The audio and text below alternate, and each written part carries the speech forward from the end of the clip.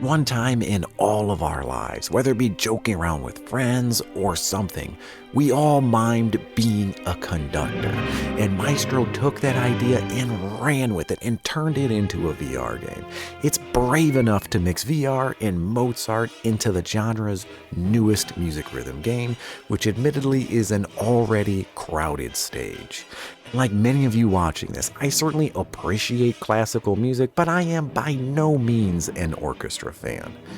But Maestro just really nails the feeling of being a conductor, and I am surprised at just how much I like this game. And it's in large part simply because it's just damn immersive. And to give this video a rose, press the like button. Leave a review down in the comments, and to attend future shows, press subscribe. Oftentimes when playing Maestro, I simply just really got into it, and I became that snooty proper French conductor demanding proper manners and decorum at all times. Maestro itself has a somewhat hidden but great sense of humor. I really enjoyed messing with this wig right here, but in my defense, there was a lot of champagne in this bottle. But more importantly, I found myself really acting out the scores like a flamboyant conductor with the music dancing all around me and the sounds just coming to life. The gameplay itself, it feels great. I don't think I really need to explain it in great detail. You'll see it throughout this video, but there's a good variety of different notes and gestures you're gonna need to master. Overall, it's a pretty forgiving gesture system that for the most part feels like it registers my gestures accurately.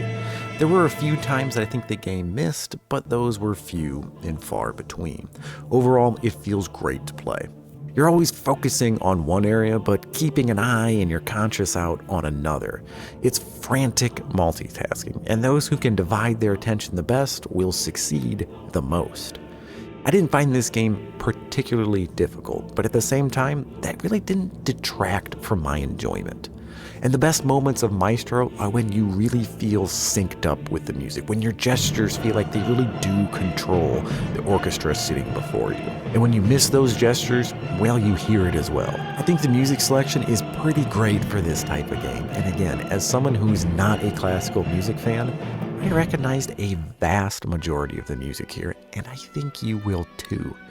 And these songs, well, they're fun to perform. You get 15 of them for $25, each one having 3 difficulty settings.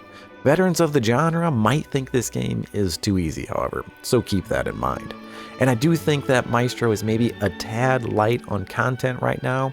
However, it is a music game, and I'm sure it's going to expand with new pieces to play and yeah, probably some DLC in the future. The game features a modest selection of unlockables like gloves, different batons, outfits, and theaters. The better you do in a song, the more stuff you unlock. My personal favorite is the Battlefield theater. It's really cool to play the right song here and have the cannons firing in step with the music. It just gets my blood pumping, which I think actually does highlight a few issues I have with Maestro. I wish the environments were a little more responsive to the music, and strangely enough, I wish I actually didn't have the option to select different theaters. I think it would have been better if each song had a specific theater that was catered directly to that song and that really comes to life when playing.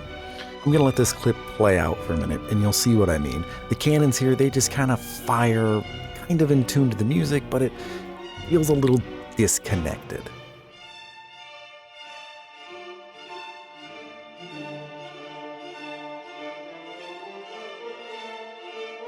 It would be really cool to see large wartime battles play out as I conduct my way through Beethoven's 5th Symphony. And you can kind of feel it in the Battlefield theater, but it just left me wanting more. Like a deeper fusion of the music and the story that it tells. Classical music in general is so good at telling a story and conveying that feeling that you can almost visualize it in your head. And then, yeah, you do have things that do just that, like Disney's Fantasia. So I think it's a bit of a missed opportunity that Maestro doesn't really have that, or doesn't have it very strongly. And I think a really great way to do this would be with some kind of multiplier system, where after stringing together a bunch of on-cue notes, you enter like sort of a flow state, where the theater starts to transform before your eyes. Like you enter a trance and you see the music and you become one with the score.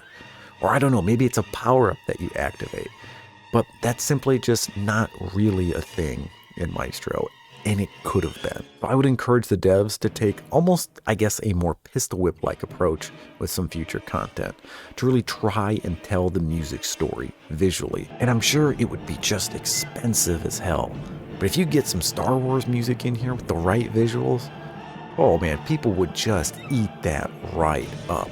I mean, John Williams is a modern day legend. And if you want that in this game as badly as I do, let the devs know in the comments below. But how does this piece score? Do I recommend it? Quite frankly, yes, I do.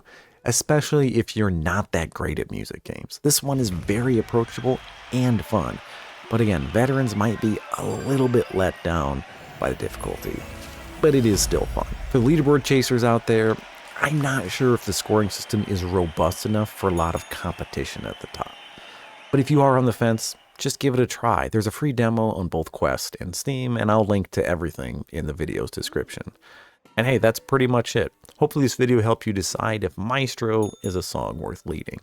Thank you for watching. Don't forget to subscribe, and catch you next time.